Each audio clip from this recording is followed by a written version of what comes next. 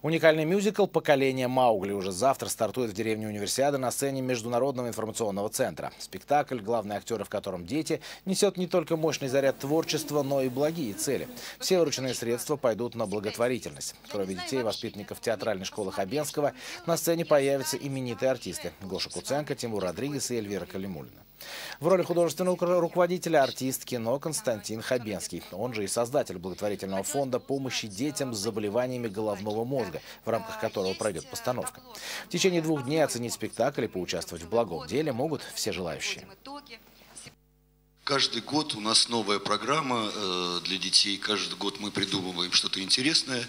И прошлым летом на фестивале «Оперение-2013», который проходил в Уфе, было задание заявки на спектакли. И так звезды сошлись, что заявка по Киплингу привлекла наше внимание, и мы подумали, давайте-ка мы на следующий год сделаем что-то еще более серьезное, чем заявка, а именно большой, серьезный детский музыкальный спектакль. И начали писать историю по мотивам Киплинга.